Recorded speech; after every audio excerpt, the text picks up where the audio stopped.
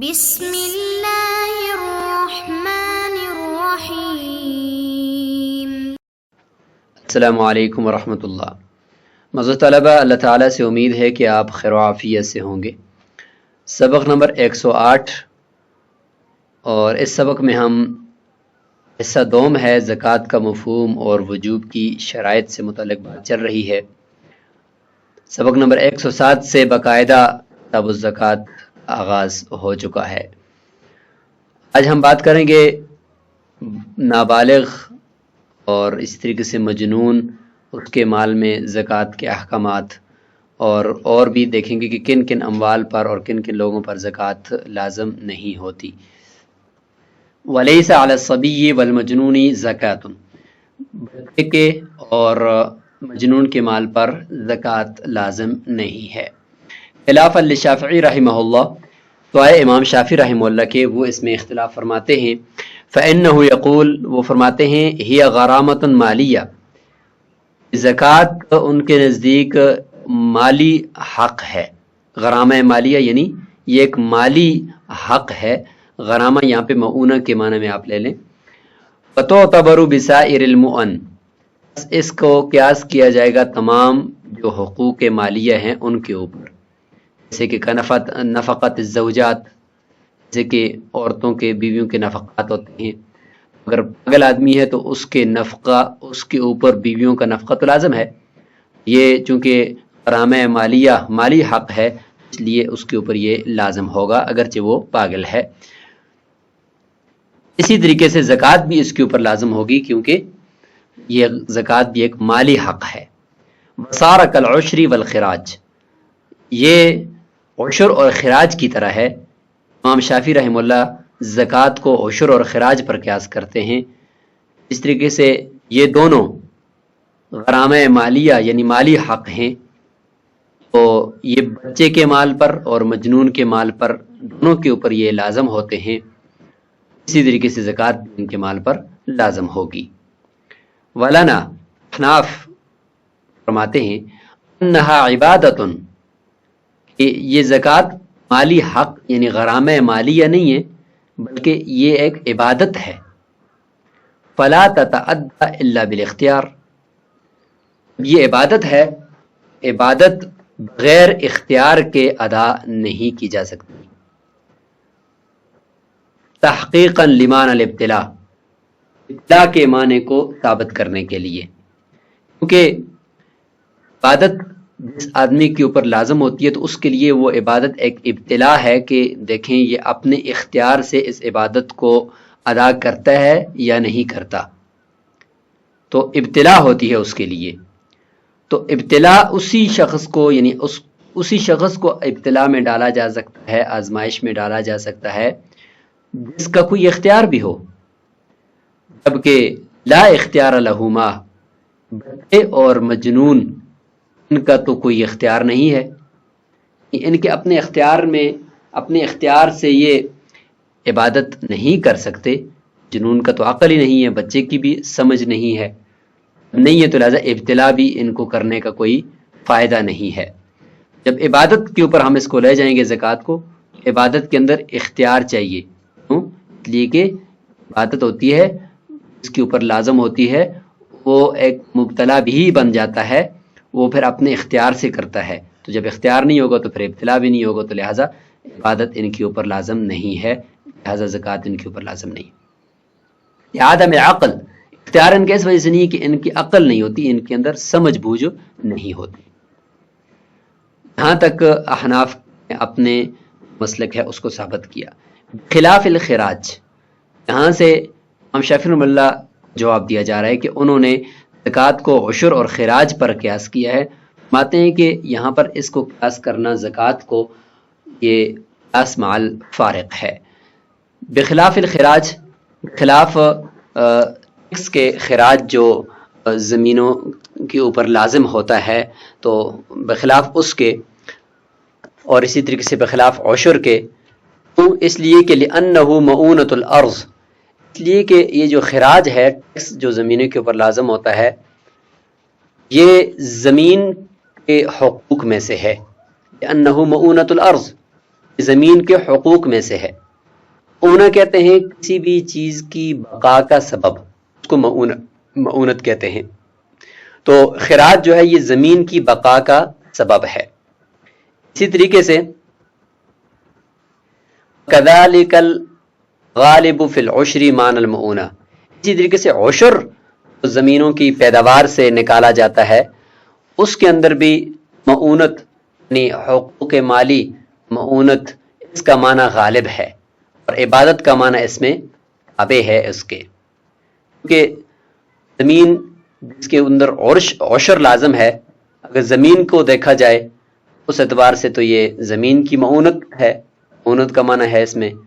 اور اگر اس طرف دیکھا جائے کہ زمین سے نکلنے والی پیداوار میں سے 10واں حصہ یا 20واں حصہ دیا جاتا ہے عشر کا، اس کو دیکھا جائے تو اس اعتبار سے یہ عبادت ہے.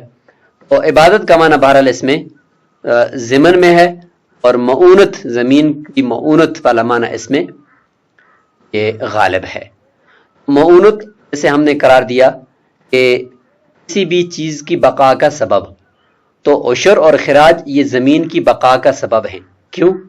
اس لیے کہ خراج جو زمینوں سے لیا جاتا ہے، یعنی غیر مسلموں کی زمینوں کے اوپر قبضہ کیا اور جہاد کے اندر وہ آئیں اور اس کے اوپر ٹیکس لگا دیا اور ان کو اسی کے اوپر برقرار رکھا اور ان سے خراج وصول کیا جاتا ہے، اور مسلمانوں کی جو زمین ہوتی ہے اس سے عشر لیا جاتا ہے.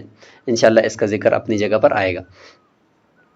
تو خراج جو نکالا جاتا ہے وہ مجاہدین کو دیا جاتا ہے. مجاہدین کی تنخواہ یعنی جو فوج ہے اور ریاست کی حفاظت کرنے والا عملہ ہے، اس کی تنخواہوں میں اس کو استعمال کیا جاتا ہے. تو گویا کہ زمین کی حفاظت کرنے والے جو لوگ ہیں ان کو خراج دیا جاتا ہے. تو بالواسطہ گویا کہ خراج یہ زمین کی حفاظت کا بقا کا سبب ہوا. اور اسی طریقے سے عشر بھی جو دیا جاتا ہے وہ غرباء اور مساکین کو دیا جاتا ہے، اور غرباء اور مساکین وہ اپنے ملک کے لیے اور اپنی فوج کے لیے دعائیں کرتے ہیں. تو گویا کہ یہ عشر جن لوگوں کو دیا جا رہا ہے وہ لوگ چونکہ دعا کرتے ہیں اور وہ دعا سبب ہے ملک کی بقا کا، تو گویا کہ یہ عشر بھی ملک کی بقا کا، یہ زمین کی بقا کا سبب ہوا. تو لہٰذا عشر اور خراج یہ مؤونت ارض ہیں، زمین کی بقا کا سبب ہیں. لہٰذا اس کو زکوٰۃ کے ساتھ اس کو متعلق نہیں کیا جا سکتا. جو زکوٰۃ نکالی جاتی ہے وہ انسان کی، وہ زمین کی بقا کا سبب نہیں ہے، بلکہ وہ ایک عبادت ہے جس سے اللہ تعالیٰ نے انسان کے اوپر لازم کیا ہے جن کے پاس مال زکوٰۃ موجود ہو، اور تاکہ ان کے مالوں کے اندر اللہ تعالیٰ برکت دے دے. اور وہ حکمتیں آپ نے سبق نمبر 107 میں دیکھ لی. تو یہاں تک یہ بحث جگہ پر مکمل ہوئی. اسی کے اندر کچھ مزید ائمہ کے اقوال کو ہم دیکھتے ہیں. وَلَوْ أَفَاقَ فِي بَعْضِ السَّنَةِ هُوَ بِمَنزِلَةِ إِفَاقَتِهِ فِي بَعْضِ الشَّهْرِ فِي الصَّوْمِ. جنون ہے، پاگل ہے، اس کے مال میں زکوٰۃ احناف کے نزدیک لازم نہیں ہے، لیکن اگر اس کو افاقہ ہو گیا سال کے بعض حصے میں، کچھ مہینے اس کو افاقہ ہوا، تو یہ افاقہ اسی طریقے سے ہے کہ اس طریقے سے روزے کے اندر بعض مہینے کے بعض حصے میں کچھ دنوں کے اندر افاقہ ہو جائے. جنون کے اوپر روزے نہیں ہیں تو اس طرح ہوا کہ چند دن وہ ٹھیک ہو گیا، تو چند دن ٹھیک ہونے سے اس کے اوپر پورے رمضان کے روزے پھر لازم ہو جاتے ہیں. اسی طریقے سے اگر سال کے کچھ حصے کے اندر یہ پاگل کو افاقہ ہو گیا، اس کے اوپر اس سال کی زکوٰۃ بھی لازم ہو جائے گی. وعن ابی یوسف رحمہ اللہ، امام ابو یوسف رحمہ اللہ فرماتے ہیں، سے ایک روایت ہے کہ انه یعتبر اکثر الحول، کہ سال کے اکثر حصے کا اعتبار کیا جائے گا. اگر اکثر حصہ تک وہ افاقے میں رہا، ٹھیک رہا، تو اس کے مال میں زکوٰۃ لازم ہوگی. اگر نہیں رہا تو مال میں زکوٰۃ لازم نہیں ہوگی. لا فرق بین الاصلی والعارضی، جنون اصلی اور جنون عارضی کے درمیان کوئی فرق نہیں ہے، حکم دونوں کا ایک ہی ہے. اصلی جنون بالغ ہوتے ہی وہ پہلے سے ہی پاگل تھا، اور عارضی کا مطلب پہلے پاگل تو نہیں تھا، جو افاقہ تھا بالغ ہوا تو ٹھیک تھا، بعد میں اس کے اوپر یہ جنون طاری ہوا ہے. حکم دونوں کا ایک ہی ہے. امام ابو حنیفہ رحمہ اللہ سے ایک روایت ہے انہ اذا بلغ مجنونا، اگر وہ بالغ ہی مجنون ہونے کی حالت میں ہوا ہے، یعتبر الحول فی وقت من وقت الافاقہ، اس کے سال کا اعتبار اس وقت سے کیا جائے گا جب اس کو افاقہ ہوا، وہ ٹھیک ہوا. چونکہ شروع سے ہی وہ پاگل چلا رہا ہے تو جب سے بالغ ہوا تو اس کے سال کے اعتبار ہم نہیں کریں گے، جس دن وہ ٹھیک ہوا اس دن سے اس کا سال شروع ہو جائے گا اور 1 سال مکمل ہونے کے بعد اس کے مال میں زکوٰۃ لازم ہو جائے گی۔ منزلۃ الصبی اذا بلغ، اسی طریقے سے جس طریقے سے بچہ بالغ ہو جائے اس کے مال میں زکوٰۃ لازم ہو جاتی ہے، تو جس دن بالغ ہوا اسی دن سے سال شروع ہو جاتا ہے۔ اسی طریقے سے مجنون بھی جس دن اس کو افاقہ ہوگا، جس دن وہ ٹھیک ہوگا اسی دن سے اس کا اعتبار کریں۔ اور مفتہ بھی قول، راجح قول بھی یہ امام ابو حنیفہ رحمہ اللہ کا ہے۔ وَلَيْسَ عَلَى الْمُكَاتَبِ زَكَاةٌ، مکاتب کے اوپر زکوٰۃ نہیں ہے۔ مکاتب کہتے ہیں کہ جس کو مولا نے کہا ہو غلام کو کہ تم اتنی رقم لے کر آؤ تو میں تمہیں آزاد کر دوں گا، اور اس کی سب کتابت ہوگی تو اس کو کہتے ہیں مکاتب۔ اس کے مال میں زکوٰۃ نہیں ہے، لِأَنَّهُ لَيْسَ بِمَالِكٍ مِّن كُلِّ وَجْهٍ، من کل وجہ مکمل طور پر اس کی ملکیت ہم نہیں ہے، یہ اپنے مال کا مالک نہیں ہے، کیونکہ جو کچھ اس کے ہاتھ میں ہے تو جب تک اس نے اپنا بدلے کتابت دیا نہیں ہے اس وقت تک یہ غلام ہے، تو لہٰذا اس کی مال میں یعنی قبضہ تو اس کا ہے، لیکن یا یہ کہہ سکتے ہیں کہ مال اس کے قبضے میں تو ہے لیکن اس کی ملکیت میں نہیں ہے، یعنی قبضہ تو فی الحال اس کا ہے لیکن یہ مال جو اس کے ہاتھ میں یہ اس کا نہیں ہے، یہ مولا کا ہے، لہذا مولا کو دینا ہے۔ اور اگر یہ غلام واپس بن گیا اور بدلے کتاب نہ ادا کر سکا پھر بھی یہ مال مولا کا ہے۔ وجود المنافی، کہ یہاں پہ ایک منافی موجود ہے جو ملکیت سے مانع موجود ہے، وہ کیا ہے؟ وہ رق، غلامی، ابھی تک غلام ہے یہ، لہذا اسی وجہ سے لم یکم من اہلی یعتق یا یعتق عبدہ، اسی وجہ سے یہ اس چیز کا اہل بھی نہیں ہے کہ وہ اپنے غلام کو آزاد کرے، کیونکہ اس کے ہاتھ میں جو غلام ہے وہ اس کا من کل وجہ مال نہیں ہے بلکہ قبضہ اس کا ہے، ملکیت مولا کی ہے۔ من کان علیہ دین یحیط بمالہ فلا زکوٰۃ علیہ، مدیون مقروض اس کے اوپر زکوٰۃ لازم ہے یا نہیں، اس کا ذکر شروع ہو گیا کہ جس شخص کے اوپر قرضہ ہے، اتنا قرضہ کہ اس کے مال کو اس نے گھیرا ہوا ہے، ایسے شخص کے اوپر زکوٰۃ نہیں ہے۔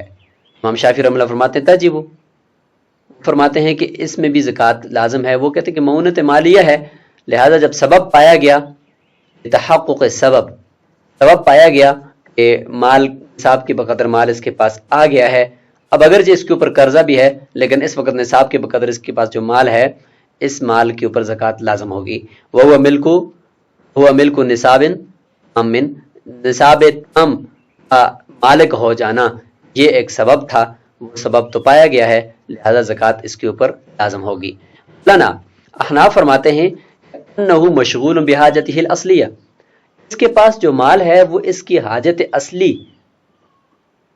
کے ساتھ مشغول ہے، یعنی قرض، ظاہر ہے کہ قرض اس کی حاجت اصلی ہے، ضرورت ہے، تو یہ مال اس کے ہاتھ میں ایسا ہے جیسے کہ نہیں ہے، کالعدم ہے، کیونکہ اس سے تو اس نے اپنا حق ادا کرنا ہے جو اس کے اوپر لازم ہے، تو حاجت اصلی کے ساتھ جو متعلق مال ہوتا ہے وہ مال نصاب میں شمار نہیں ہوتا۔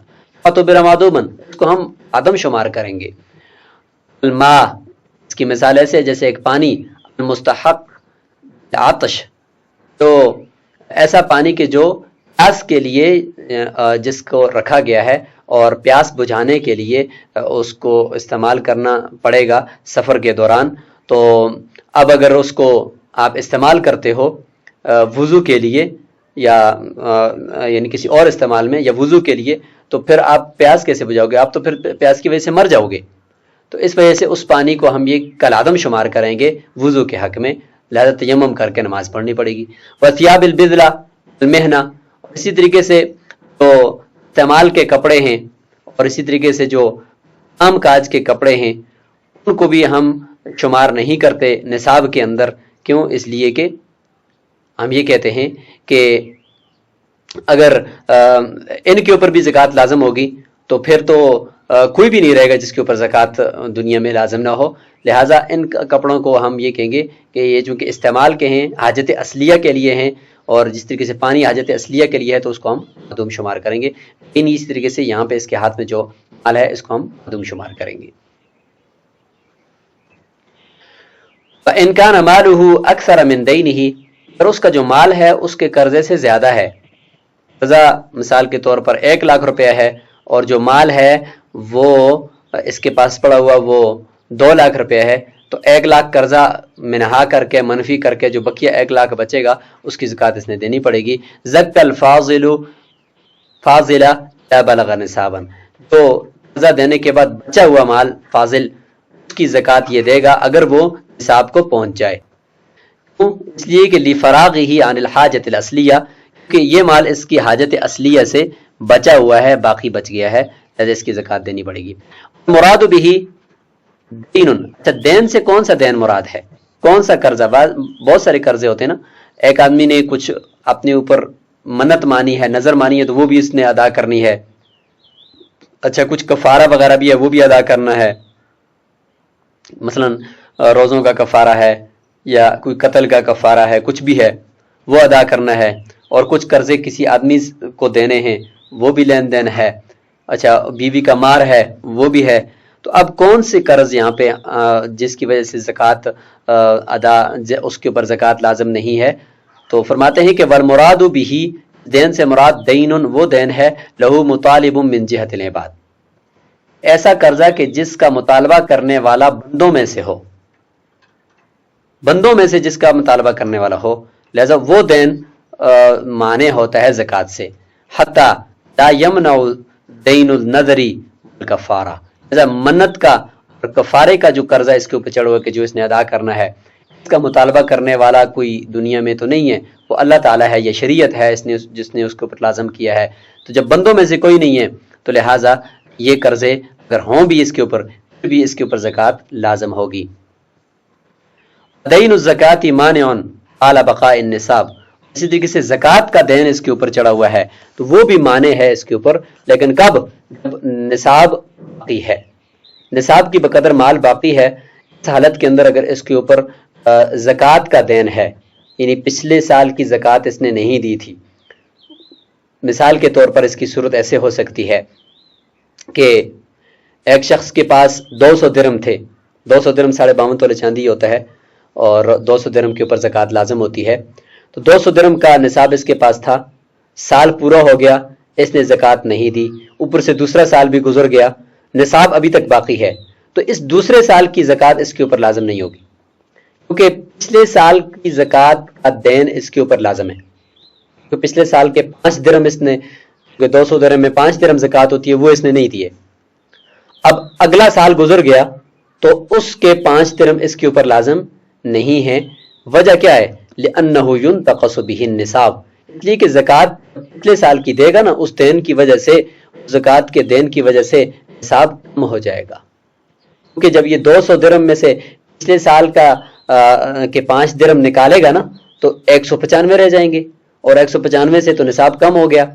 195 درہم کے اوپر تو زکوٰۃ لازم نہیں ہوتی اگر صرف یہی اس کے پاس اور کوئی مال زکوٰۃ نہیں ہے. تو اس لیے فرماتے ہیں دین زکوٰۃ نصاب کے باقی ہونے کی حالت کے اندر وہ بھی زکوٰۃ سے مانے ہوتا ہے، یعنی اگلے سال کی زکوٰۃ سے مانے ہوتا ہے، پچھلے سال کی وجہ سے وہ دے گا تو وہ کم ہو جائے گا. اسی طریقے سے وقضا بعد الاستہلاک، اسی طریقے سے ایسا ہوا جان بوجھ کر مال کو ہلاک کر دیا تو اس کے بعد بھی جو اس کے اوپر زکوٰۃ کا جو پہلا دین ہے اس کی وجہ سے وہ بھی زکوٰۃ سے مانے ہوگا. اس کی صورت مسئلہ یہ ہے کہ ایک آدمی کے اوپر 200 درہم کی وجہ سے اور اس کے اوپر سال گزرنے کی وجہ سے 5 درہم زکوٰۃ میں دینا لازم تھے، لیکن اس نے نہیں دیے. دوسرا سال شروع ہوا تو اس نے ان 200 درہم کو جان بوجھ کر ہلاک کر دیا، ضائع کر دیا، کسی کو دے دیا، اور پھر اسی ہلاک کرنے کے بعد اس کے پاس کچھ اور 200 درہم آگے اور ان کے اوپر سال گزر گیا. جب سال گزرا تو اب یہ جو اگلا سال گزرا ہے ایک نئے 200 درہم پر، تو اس کے اوپر زکوٰۃ لازم نہیں ہے. اس لیے کہ پچھلے 200 درہم کی زکوٰۃ 5 درہم نکالنی تھی وہ اس کے اوپر لازم ہے، کیونکہ یہاں پہ خود تو ہلاک نہیں ہوئے وہ درہم، اگر خود ہلاک ہوتے پھر اس سے وہ زکوٰۃ ساقط ہوتی، جبکہ یہاں پر اس نے خود ہلاک کیے ہیں اپنے اختیار سے، تو لہٰذا پچھلے 200 درہم کی 5 درہم کی زکوٰۃ اس کے اوپر لازم تھی. اب یہ جو نیا نصاب اس کا بنا، اس کے اوپر جو زکوٰۃ آئی ہے یہ زکوٰۃ اس کے اوپر لازم نہیں ہے، یہ مانے ہوں گی، کیونکہ پچھلے 5 درہم جب یہ نکالے گا تو اس کے پاس 195 رہ جائیں گے. خلاف لظفر فیہما، دونوں صورتوں میں امام ظفر رحمۃ اللہ علیہ اس میں اختلاف فرماتے ہیں کہ نہیں، دونوں صورتوں کے اندر چاہے 2 سال کا نصاب اس کے پاس، 2 سال کی زکوٰۃ اس کے پاس جمع ہو جائے تو دین زکوٰۃ مانے نہیں ہے، لہٰذا زکوٰۃ اس کے اوپر لازم ہوگی۔ کیوں؟ وہ فرماتے ہیں کہ پچھلے سال کی جب زکوٰۃ اس نے نہیں دی تو اس کا مطالبہ کرنے والا بندوں میں سے اب کوئی بھی نہیں ہے۔ جب بندوں میں سے کوئی بھی نہیں ہے تو دوسرے سال کی زکوٰۃ اس کے اوپر لازم ہونی چاہیے۔ اسی طریقے سے ہلاک کرنے کی صورت میں بھی پچھلی جو زکوٰۃ اس نے نہیں دی تو اس کا مطالبہ کرنے والا بندوں میں سے کوئی بھی اب نہیں ہے، صرف شریعت ہے، بندوں میں سے جب مطالبہ کرنے والا کوئی نہیں ہے لہٰذا اس کے اوپر زکوٰۃ نئے سال کی الگ سے لازم ہونی چاہیے۔ ولی ابو یوسف رحمہ اللہ فی الثانی علی ما روی عنہ، امام ابو یوسف رحمہ اللہ دوسری صورت کے اندر اختلاف فرماتے ہیں علی ما روی عنہ، جس طریقے سے ان سے روایت ہے۔ دوسری صورت استحلاق کی ہے کہ اس کے پاس نصاب کے بقدر 200 درہم آئے، مثلا سال گزر گیا، اس نے زکوٰۃ نہیں دی اور اس کے بعد ان کو ہلاک کر دیا، ٹھیک ہے، اس کے بعد دوبارہ اس کے بعد 200 درہم آئے اور اس پر سال گزر گیا، تو اس 200 درہم جو نئے اس کے پاس ہیں ان کے اوپر زکوٰۃ امام ابو یوسف رحمۃ اللہ کے نزدیک اس کے اوپر لازم ہوگی۔ پچھلی زکوٰۃ نہ دینے کی وجہ سے وہ جو دین اس کے اوپر ہے وہ دین اس زکوٰۃ کے لازم ہونے سے مانے نہیں ہوگا۔ اور جو پہلی صورت ہے جس میں اس نے 2 سال گزر گئے اور زکوٰۃ نہیں دی تو دوسرے سال کی زکوٰۃ اس پر لازم نہیں ہوگی پہلے سال کے دین کی وجہ سے، اس میں وہ بھی بقیہ جو طرفین ہیں ان کے ساتھ ہیں۔ کیوں؟ اس لیے کہ وہ فرماتے ہیں کہ جو پہلی جو نصاب اس کے پاس موجود تھا اور 2 سال اس کے اوپر گزر گئے اور اس نے زکوٰۃ یعنی اس صورت کے اندر اس نے نہیں دی تو دوسرے سال کی زکوٰۃ اس پر لازم نہیں ہوگی، کیونکہ پہلے زکوٰۃ کا جو دین ہے اس کا مطالبہ کرنے والا بندوں میں سے موجود ہے۔ وہ کیا ہے کہ جب بھی کہیں کسی سرکاری پوسٹ سے وہ گزرے گا یا حکومت کے وقت کے طرف سے جو بندہ مقرر کیا اس کے ساتھ ملے گا تو وہ اس سے لے لے گا کہ بھئی آپ کے پچھلے سال کی زکوٰۃ باقی ہے۔ جب یہ دین اس کا مطالبہ کرنے والا بندوں میں سے موجود ہے تو یہ دین مانے ہوگا دوسرے سال میں زکوٰۃ کے لازم کرنے کا۔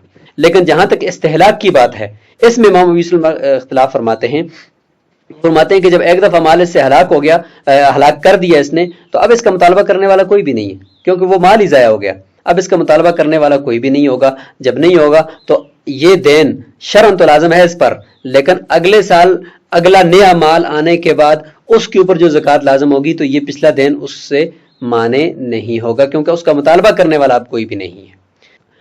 ان لہو مطالباً، یہ اب طرفین کی دلیل شروع ہو گئی، اس کو آپ پچھلی عبارت کے ساتھ جوڑیں گے، دین الزکوٰۃ مانع حال بقاء النصاب لأنه ينتقص به النصاب، صورتوں میں جو پچھلے سال کی زکوٰۃ اس کے اوپر دین ہے اس کا مطالبہ کرنے والا موجود ہے۔ وہ کون ہے؟ هو الامام الصوائم، وہ تو خود حاکم ہوتا ہے۔ صائمہ جو جانور ہیں، اگر جانور ہوں مطلب باہر چر کر زیادہ حصہ باہر چر کر وہ گزارا کرتے ہیں تو ظاہر ہے کہ وہ باہر کی چیز ہے تو حاکم وقت اس سے زکوٰۃ وصول کر لے گا، طلبہ کرنے والا حاکم وقت ہے۔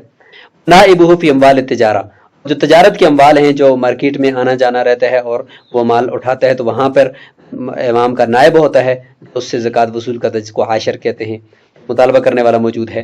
فإن الملاک نوابہ، اور اسی طریقے سے جو مال ہیں جو اس کے جیب میں پڑے ہوئے ہیں تو اس کا وہ خود جو مال کا مالک ہے وہ مالک خود امام کا اور بادشاہ کا نائب ہوتا ہے، اس کا گویا کہ وہ خود اپنے آپ سے اس کا مطالبہ کر سکتا ہے کہ نے یہ زکوٰۃ دینی ہے۔ تو جتنے بھی ملکیت والے لوگ ہوتے ہیں اگر باہر سے کوئی امام کا نائب یا امام خود ان سے نہ زکوٰۃ وصول کرے تو وہ خود بھی امام کے نائب ہوتے ہیں، لہٰذا مطالبہ کرنے والا بندوں میں اس دین کا موجود ہے۔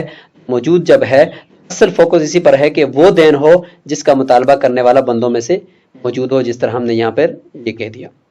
تو ہر وہ دین جس کا مطالبہ کرنے والا بندوں میں سے موجود ہوگا وہ دین زکوٰۃ کی لازم ہونے سے مانے ہوگا، اور جس کا مطالبہ کرنے والا بندوں میں سے نہیں ہوگا اس کا وہ دین زکوٰۃ کے لازم ہونے سے مانے نہیں ہوگا۔ یہ اس پوری بحث کا خلاصہ ہے۔ آج ہم نے تو یہ پڑھ لیا کہ نابالغ بچہ اور مجنون کے مال میں زکوٰۃ احناف کے نزدیک نہیں ہے اور اس میں ائمہ کے اقوال پڑھے، اور دوسرا ہم نے پڑھ لیا کہ کون سا دین جو زکوٰۃ سے مانے ہوگا زکوٰۃ کے واجب ہونے سے، تو اس کا ہم نے ذکر یہاں پہ پڑھ لیا۔ السلام علیکم ورحمۃ اللہ وبرکاتہ۔